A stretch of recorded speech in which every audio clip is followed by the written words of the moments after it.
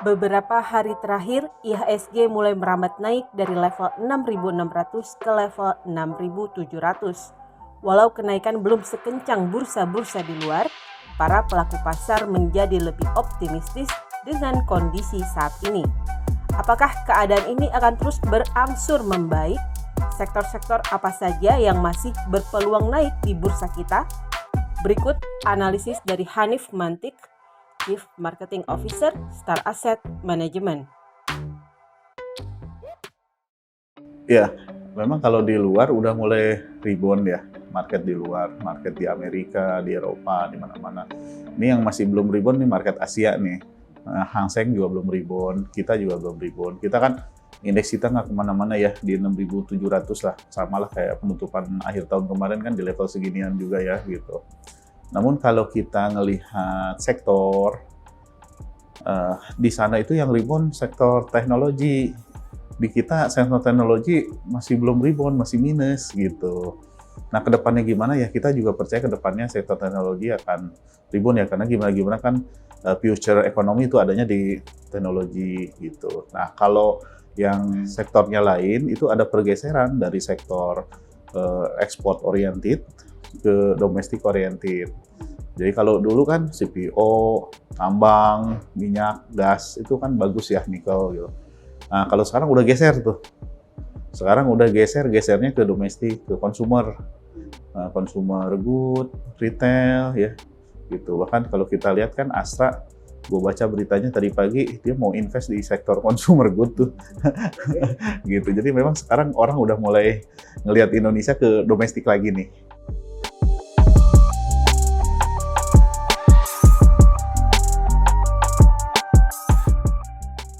Sebenarnya sih kalau ngelihat pergerakan harga sahamnya dua-duanya udah tumbuh sih, baik yang cyclical maupun yang non-cyclical gitu ya.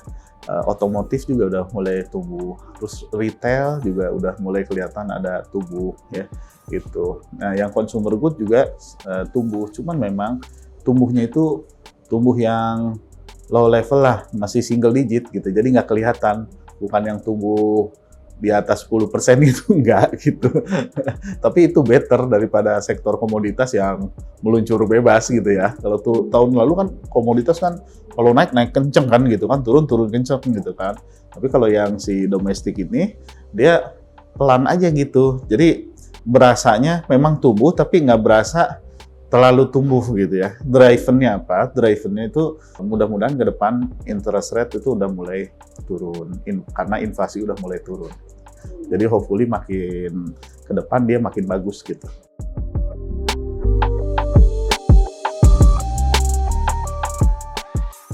Kalau saat ini obligasi, kalau saat ini, tapi ke depan saya yakin saham. Jadi kalau cari kinerja jangka pendek masuk ke obligasi. Kalau mau cari kinerja jangka panjang saya kira di saham.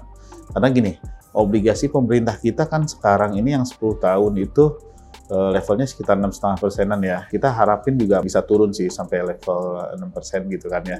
Gitu. Cuman udah limited lah ininya potensi kenaikannya. Nah, sementara pasar saham kita ya memang orang yang optimis banget di 8.000 gitu ya. Yang moderat 7.500, yang pesimis di 6.700 gitu. Nah, kita nih sekarang udah di 6.700 dan saham ini kan diperkirakan dia akan benefit on long term basis ya.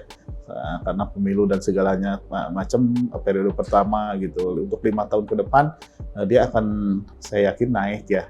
Tapi itu tadi mungkin sopirnya udah ganti dari komoditas ke domestik ya, bank, consumer, teknologi saya sih believe akan berakhir seperti di luar ya.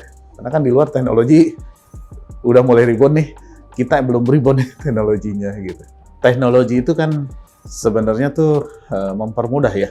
Nah, teknologi mana yang kira-kira bagus? Ya mungkin ada hubungannya dengan bank sih harusnya ya. Kan bank-bank sekarang udah mulai punya teknologi ya. Kayak BCA, Blue gitu kan ya, yang lain-lain gitu. Nah, itu saya kira itu akan menumbuhkan petet baru lah gitu.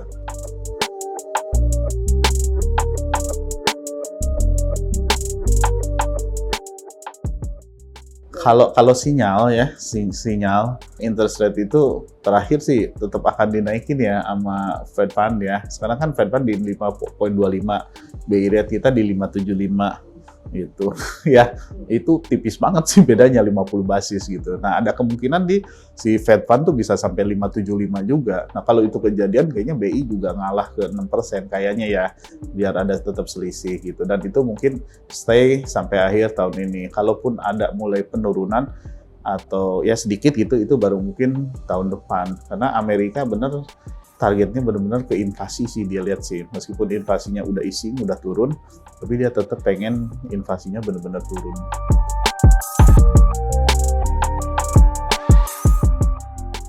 Sebelum pemilu, that's why kalau ambil posisi sekarang, ini ambil posisi di bottom. Kalau ambil posisi tahun depan, udah rally gitu.